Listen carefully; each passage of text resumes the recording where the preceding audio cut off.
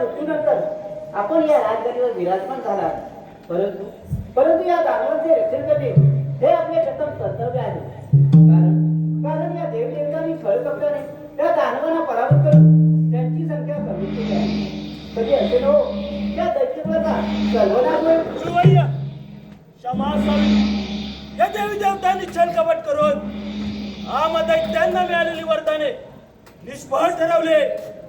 या देवी देवतांच्या वरदान देण्यामागे काहीतरी छळ कपट निश्चित असायचे.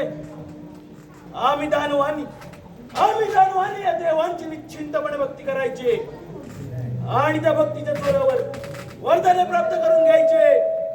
आणि या देवी देवतांनी छळ कपटाने निष्फळ ठरवायचे. माझे पिताश्री वास्तीचरण यांचा देखील मृत्यू याच कारणामुळे झाला. परंतु गुरुवर्य मी रक्तबीज आहे. मी माझ्या नावाप्रमाणेच या सूर चक्रीची उत्पत्ती करेन. या सूर चक्रबीज अखंड दिवस करेन. रक्त नावाचं रक्तबीज म्हणून सांगेन. हे रक्तबीज, अरे यासाठी तुला घोर तपश्चर्या करावी लागेल. त्या राजधानीचा त्याग करावा लागेल. गुरुवर्य सर्व काही आपल्या इच्छेनुसार होईल. आपण मला फक्त आज्ञा व आशीर्वाद द्यावा.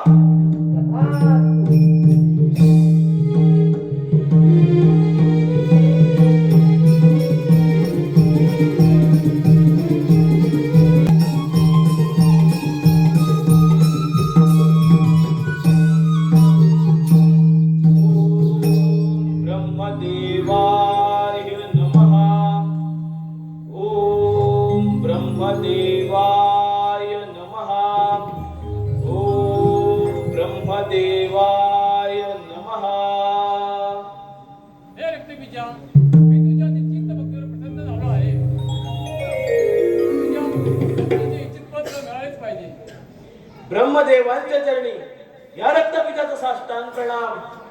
हे विश्वविधाता, आपण मला दर्शन दिले. मी धन्य झालो प्रभू, मी धन्य झालो. हे रक्तबीजा, तुझ्या या भक्तीचे सामर्थ्य एवढे मोठे होते की मी तुझ्या भक्तीला मोहित झालो. तू ज्या कारणासाठी इथे आला आहे त्यासाठी तुला हवा तर वर मागून घे. ब्रह्मपिता, आपण माझ्या भक्तीवर खरोखरच प्रसन्न झाला असाल तर मला असा वर द्या की हिरण्यकश्यपाप्रमाणे मला देव, दानव, मानव, भूत, प्रेत, पिशाच या कोणापासून मृत्यू येणार नाही. ज्याला जीवन आहे त्याला मृत्यू वाटलेली आहे, परंतु कशी तुझी इच्छा. हे रक्तबीजा, आणखी काही तुला हवे आहे का? ब्रह्मपिता, आपण माझी दुसरी एक इच्छा पूर्ण करावी. आणि ती कोणती? आपल्या देवांमुळे आमच्या दैत्य कुळाचा नाश होत आहे. देवा तेव्हा तुम्ही मला असा वर द्या की यदा कदाचित कोणत्याही कारणाने या देहाचा वध झालाच तर या देहातील रक्ताचा एक थेंब जरी जमिनीवर पडला तर त्यातून अनेक रक्तबिंदू होतील. असा तुम्ही मला वर द्या. तसेच होईल.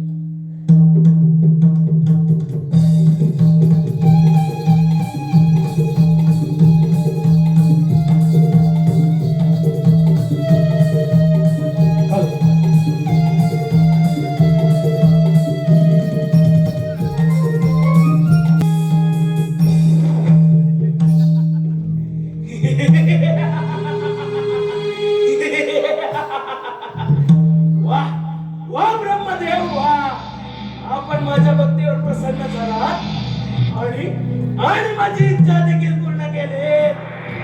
ब्रह्मदेव, आपण काय केलात?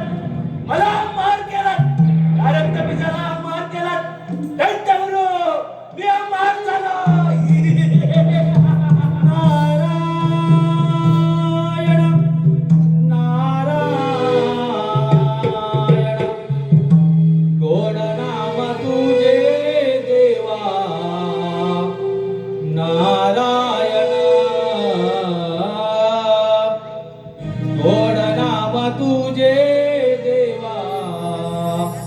नारायण भक्त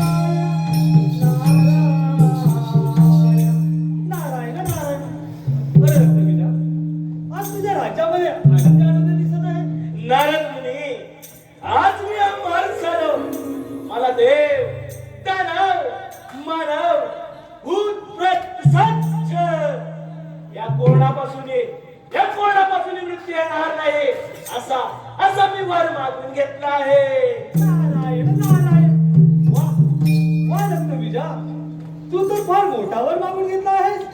नारद मुनी, एवढंच नव्हे, यदा कदाचित तर कोणत्याही कारणाने या या देहाचा वध झालाच तर या देहातील रक्ताचा एक थेंब जरी जमिनीवर पडला तर त्यातून अनेक रक्तबिंदू मिळून गेले.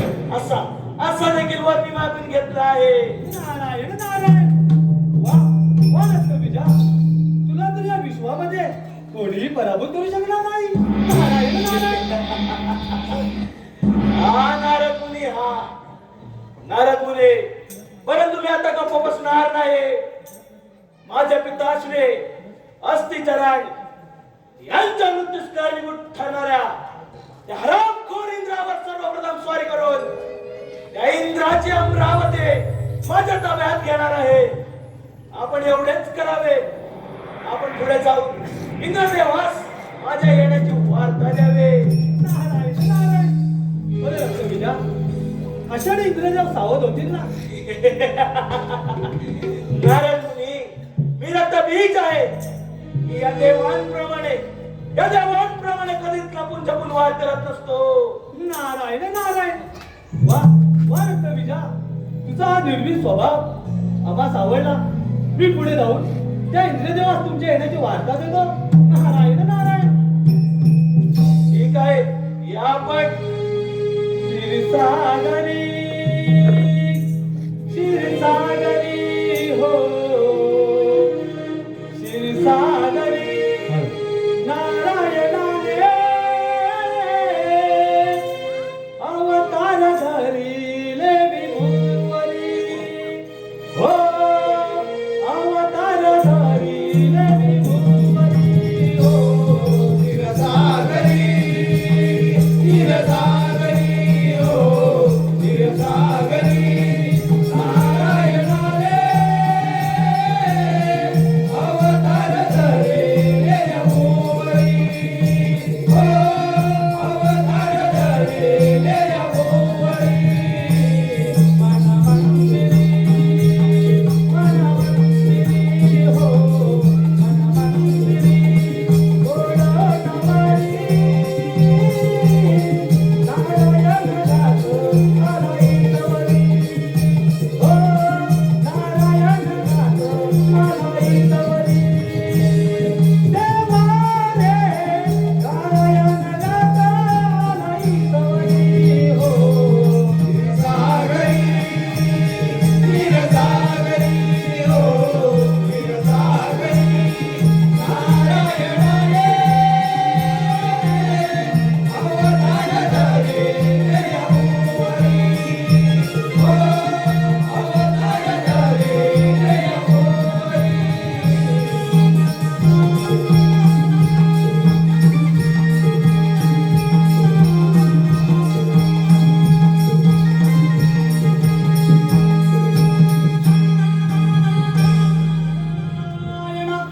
नारायण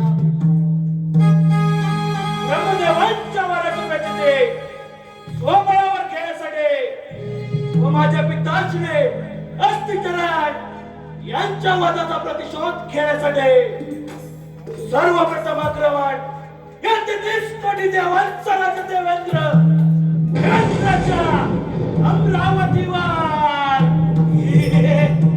देवेंद्र, सांभाळ तुझी अमरावती.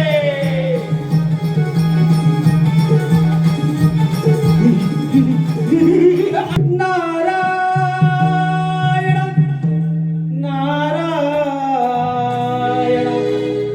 इंद्रनगरीचा लागळा कृपा दृष्टी द्यावी तुमची मला. येऊन मी धन्य झालो तुझ्या भेटीला रे देवा.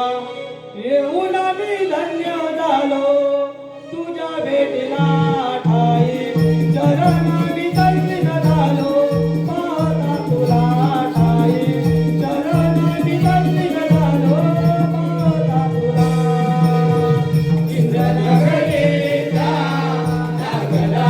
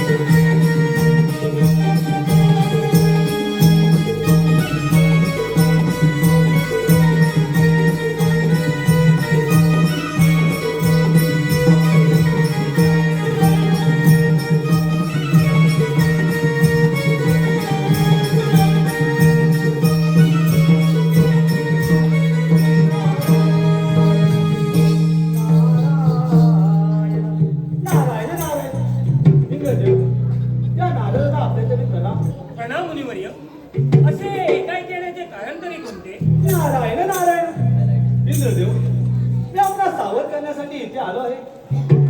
अस्थिधरांचा पुत्र रक्ताबीज त्याने ब्रह्मदेवाची तपश्चर्या करून त्यांना प्रसन्न करून घेतले आहे. हे आपणास माहीतच असेल. हो ना. बरं मग त्याचे काय? नारायण नारायण.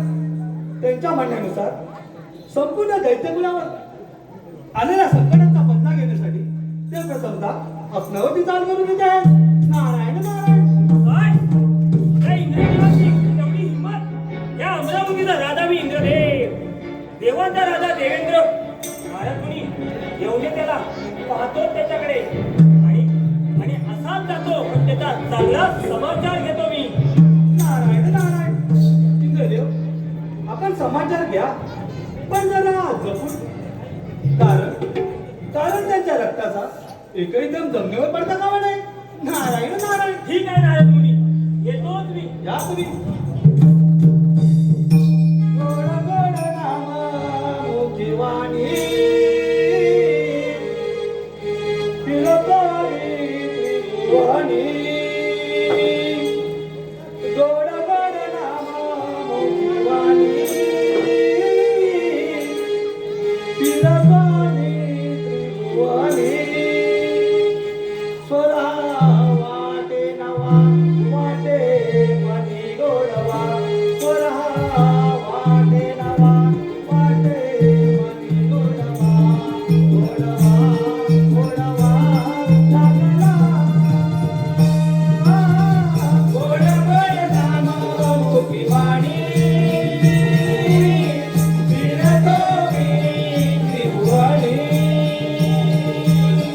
गोड गोड नाम मुखी वाणी, फिरतो मी त्रिभुवनी. स्वरा वाटे नवा वाटे मनी गोडवा. स्वरा वाटे नवा वाटे मनी गोडवा. गोडवा गोडवा लागला.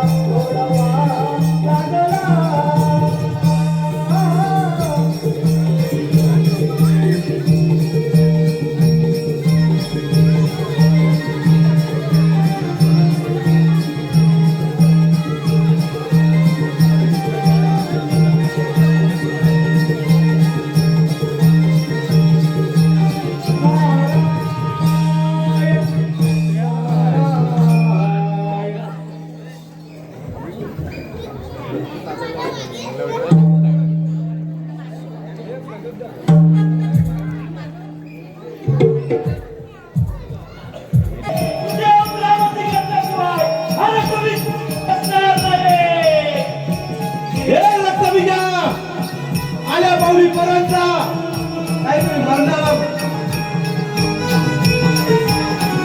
इंद्रदेवा, अरे या रक्ताभिषेका प्राणाची चिंता तू करू नको. अरे ब्रह्मदेवाच्या वराने उन्मत्त झाला आहेस म्हणून सांगतो. आल्या पाऊली पुन्हा जा, नाहीतर अरे इंद्रदेवा, इथे आलोय तुझ्या अमरावती गायला. इथून पळून जाण्यासाठी नव्हे.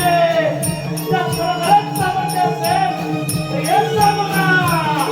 अरे अमरावतीत काय हे कदाही शक्य होणार नाही. लक्षात ठेव, तुझ्यात जर एवढी हिंमत असेल तर रोहिदास तयार.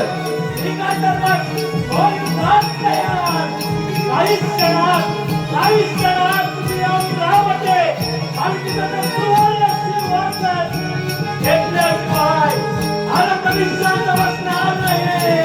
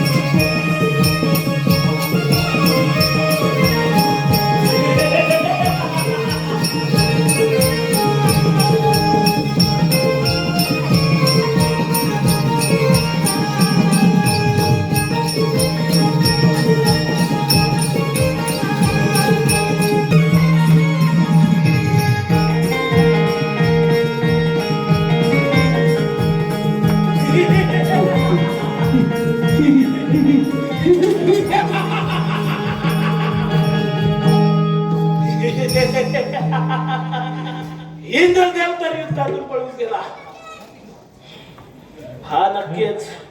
हा नक्कीच त्या वैकुंठवासी विष्णुदेवाच्या मदतीस सांगणार.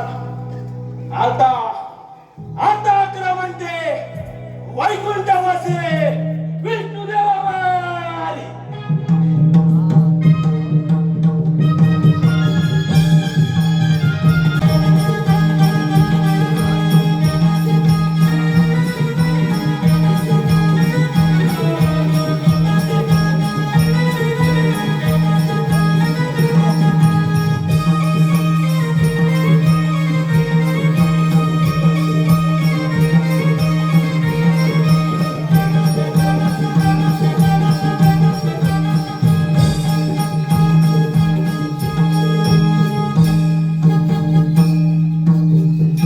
इंद्रदेव, आपण फार भयभीत दिसता. हो विष्णुदेवा, या रक्तबीजाने मला युद्धात परास्त केले आहे आणि तो आता अन्नावर दान करून येत आहे. काय त्याची ही हिंमत? असे कित्येक दैत्य आम्ही पायदळी तुडवले. चला तर मग आपण महायुद्धाची तयारी करूया. ठीक आहे तर चला चला मग.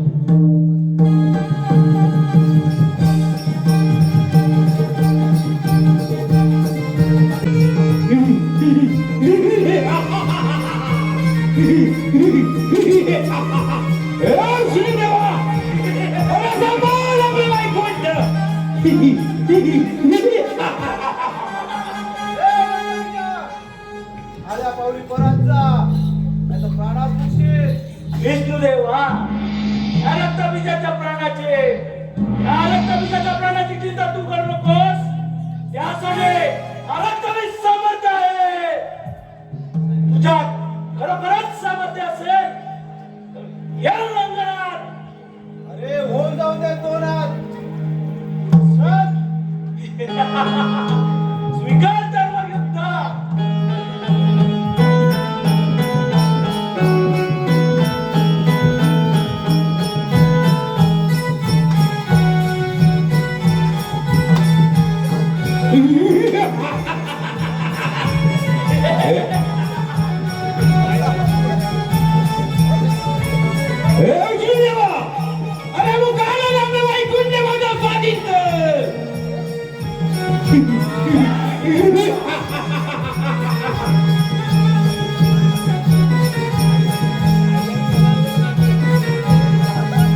विष्णुदेवा, या इंद्रदेवाच्या मदतीस पावला असता. या इंद्रदेवाला इंद्रदेवाला युद्धाचा विजय मिळवून सोडला. आता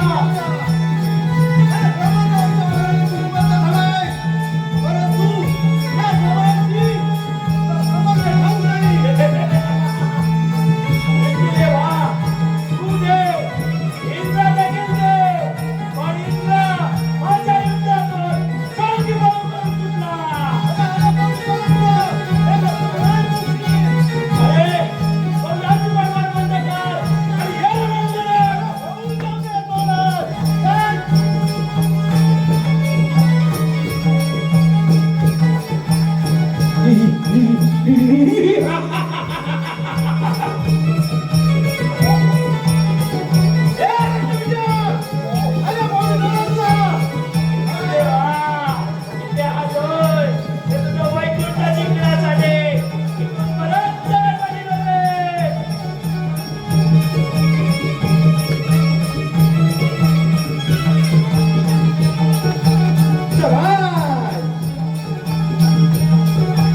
इंद्रदेवा,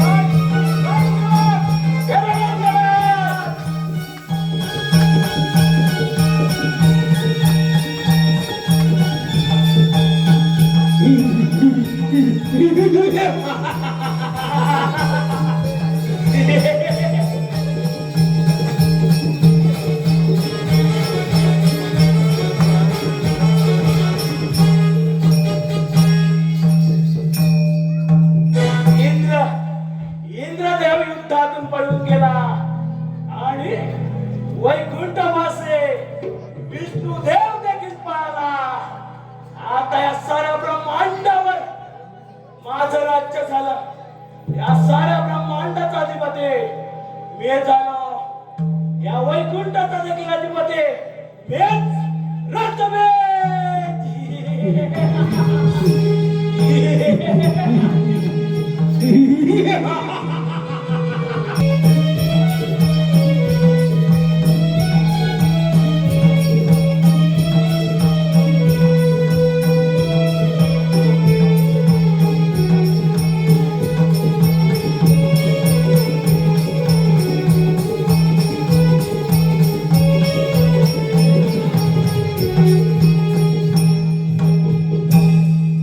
हे विष्णू, या रक्तविचाराचा आपल्याला सळग फलमुख मिळले आहे.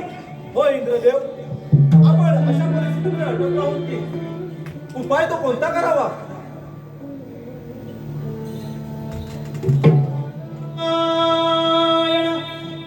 नारायण देवाचा दास आहे मी खास, देवाचा दास आहे मी खास, देवाई भयभीत झाले, रक्ताबीज दैत्यामुळे देवाई हारले, रक्ताबीज दैत्यामुळे देवाई हारले. देवाचा दास आहे मी खास, देवाचा दास आहे मी खास, देवाई भयभीत झाले, रक्ताबीज दैत्यामुळे देवाई हारले,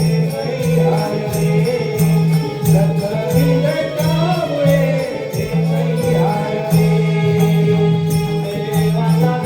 देवाई हारले. देवाचा दास आहे मी खास, देवाचा दास आहे मी खास, देवाई भयभीत झाले, रक्ताबीज दैत्यामुळे देवाई हारले, रक्ताबीज दैत्यामुळे देवाई हारले.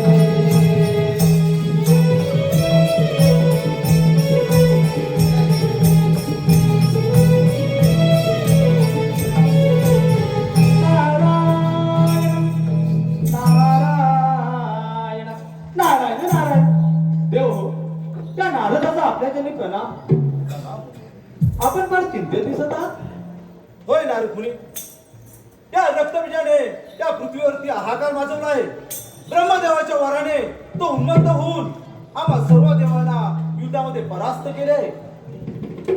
नारायण नारायण ब्रह्मपिता, त्यावर आपणच उपाय सांगावा. देव हो, रक्तबीजाने माझी मनोवाई भक्ती करून त्याने वरदाने प्राप्त केली, परंतु आता तो उन्मत्त झाला आहे. यावर उपाय म्हणून आपण आदिशक्तीचे स्मरण करूया, तीच आपल्याला यातून मार्ग दाखवेल. कशी आपली इच्छा ब्रह्मपिता?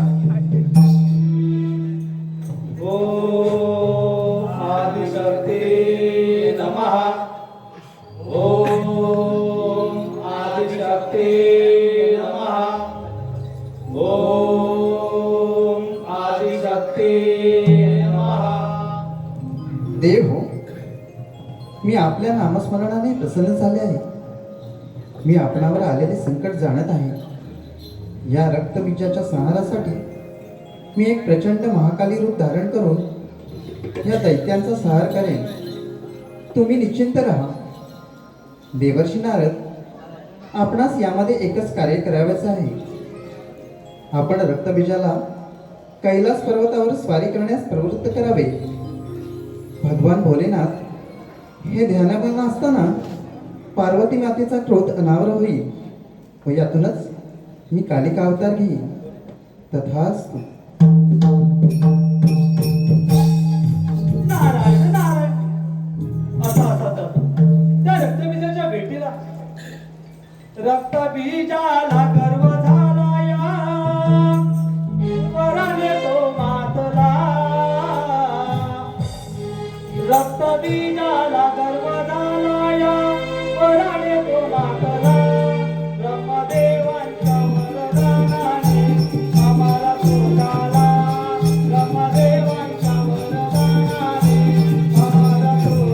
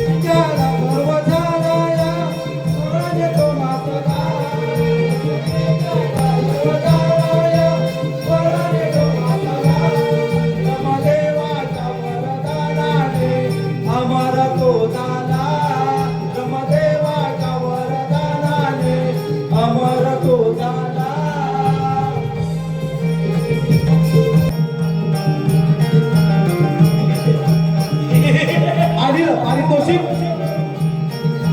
ओवी अनिकेत गोंडबरे धामणसे, ओवी अनिकेत गोंडबरे धामणसे हिच्या वाढदिवसानिमित्त संपूर्ण कार्यक्रमासाठी 201 रुपयाचं पारितोषिक आले. आम्ही श्री चंडिका हौसी कलाकार मंडळ मालगुण त्यांचे शतशरुणी आहोत. शतशरुणी धन्यवाद धन्यवाद धन्यवाद.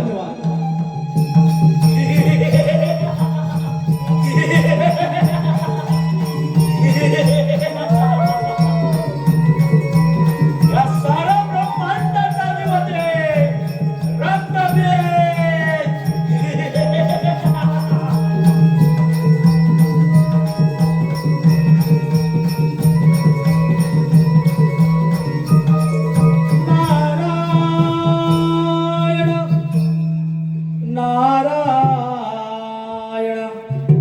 ज्याने तुला दान केले मोलाचे जीवन, एवढे पाहतोच. ज्याने तुला दान केले मोलाचे जीवन, कार्य वेळ गात नाही देवाचे भजन, कार्य वेळ गात नाही देवाचे भजन. ज्याने तुला दान केले मोलाचे जीवन, ज्याने तुला दान केले मोलाचे जीवन, कार वेळ गात नाही देवाचे भजन, कार वेळ गात नाही देवाचे भजन. ज्याने तुला दान केले मोलाचे जीवन, ज्याने तुला दान केले मोलाचे जीवन, कार वेळ गात नाही देवाचे भजन, कार वेळ गात नाही देवाचे भजन.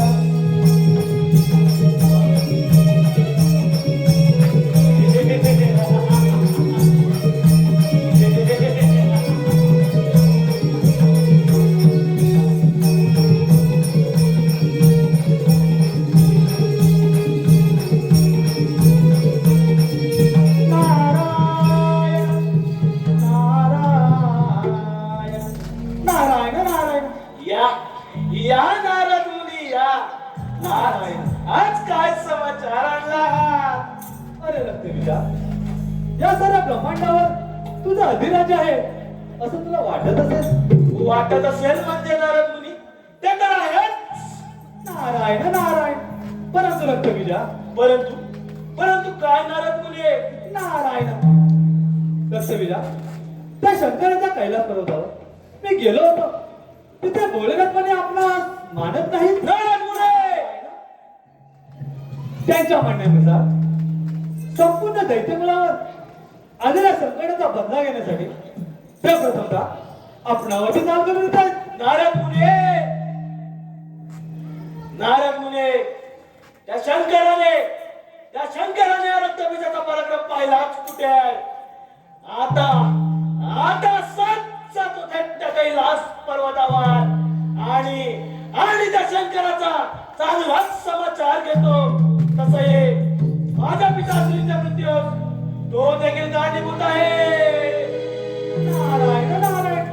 रक्तबीजा, भगवान भोलेनाथ ज्ञानमग्न असतील तेव्हा त्यांच्यावर असा आला का नाही हे तुझ्या दैत्यकुलात भट्टाला गेल तेव्हा तेव्हा तू तसे न करता त्यांची पत्नी पार्वती हिचे अपहरण कर. नारायण नारायण. वा नारद मुनी वा, आपण चांगला मार्ग सुचवला. आता आता सातचा तो थेट कैलास पर्वतावर आणि त्या पार्वतीला अहो घेऊनच येतो. नारायण नारायण. देखो मी या पण अरे अरे रक्तबीजा, हा गर्व नाही बरा. अरे अरे रक्तबीजा, हा गर्व नाही बरा. हे दैत्या रे मानव जन्म करा, पशुचा मानव जन्म करा, मानव जन्म करा, पशुचा मानव जन्म करा.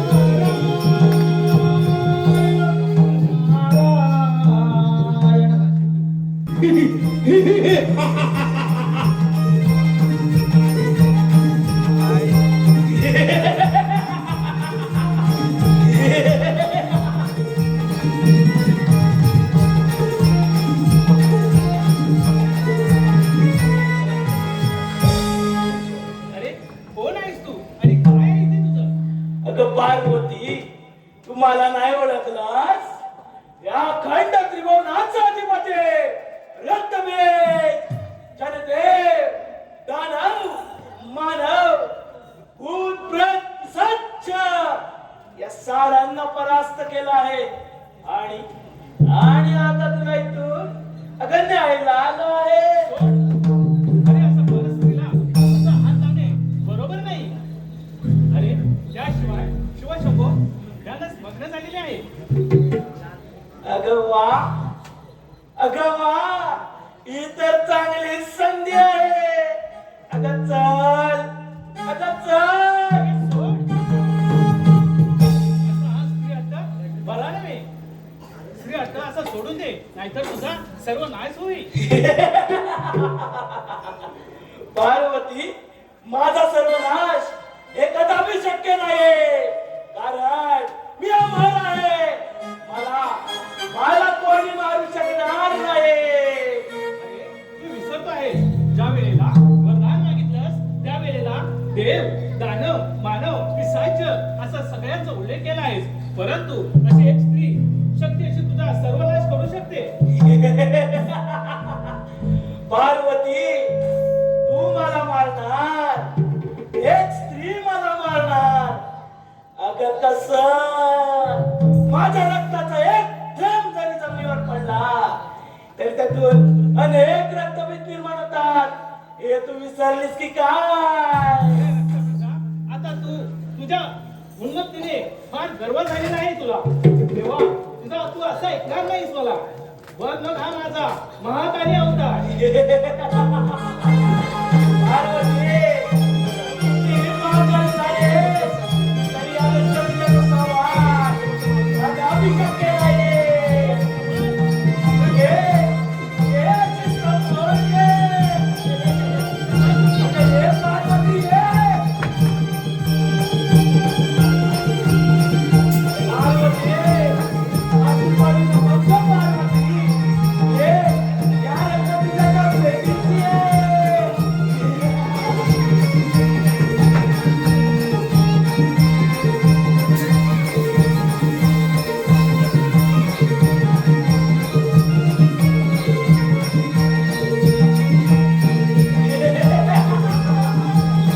पार्वती, किती म्हातारी रूप घेतलास, तरी या रक्तबीजाचा संहार कदापि शक्य नाही. समजले?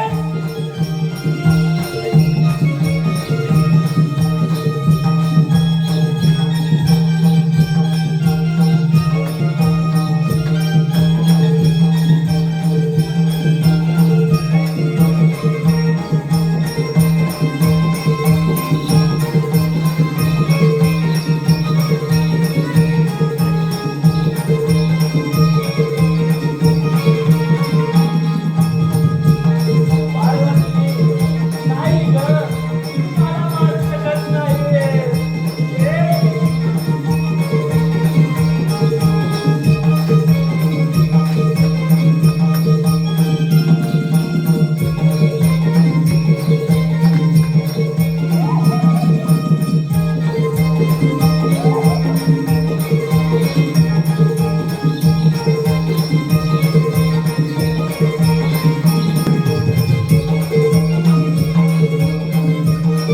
नाही पार्वती. ये.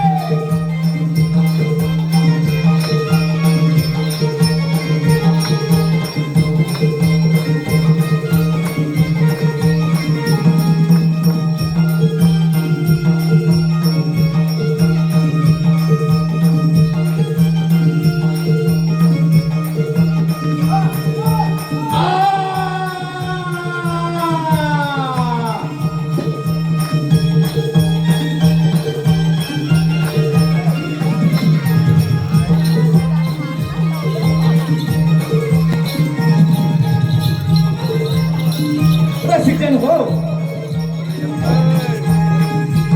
पार्वतीने महाकाली अवतार धारण करून या रक्तबीजाचा वध तर केला. पार्वतीने महाकाली अवतार धारण करून त्या रक्तबीजाचा वध तर केला, परंतु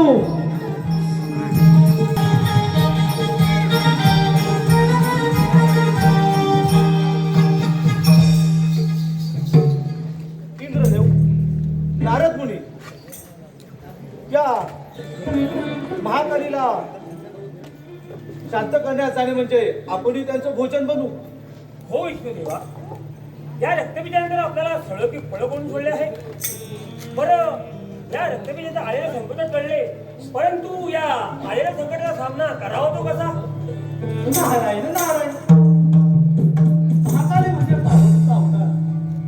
तेव्हा ऐकायला तिचा मुलगा शांत करू शकतो. तेव्हा आपण सर्वजण गणेशाची आराधना करूया. चला तर मग गणेशाची आराधना करूया. ओम गणेशाय नमः. ओम गणेशाय नमः. ओम गणेशाय नमः. सर्व देव हो, तसेच सर्व देवर्षी हो, मी माझ्या स्तुतीने मंत्रमुग्ध झालो आहे.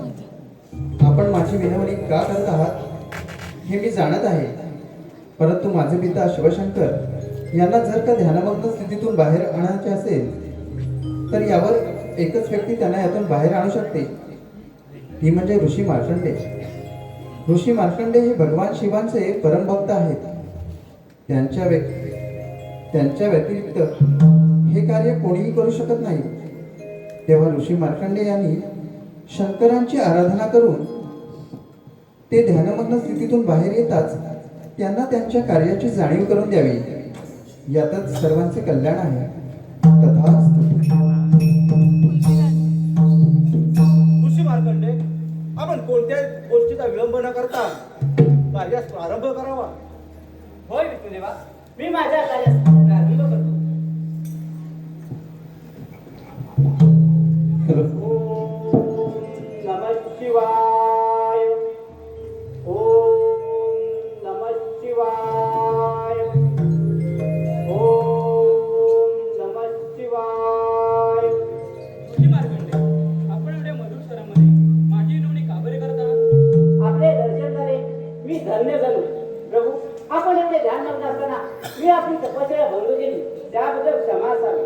परंतु भोलेनाथ, आज माता पार्वतीने महाकाली अवतार धारण केला असून तिचा क्रोध अगदी पराकोटीला गेला आहे.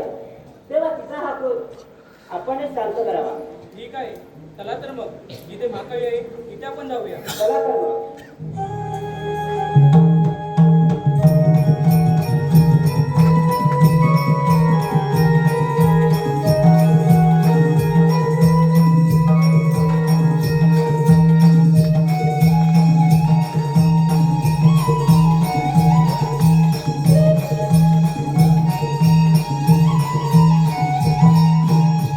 भोलेनाथ, ते पहा मातेचे रुद्र रूप. आपण कसे बरे शांत करणार? एखाद्या स्त्रीने कितीही रोजरोज धारण केले तरी ते आपल्या पतीचा अपमान करू शकत नाही. त्यामुळे माझ्या हृदयावरती पाय ठेवतात मातेचे रोजरूप शांत होईल. ठीक आहे.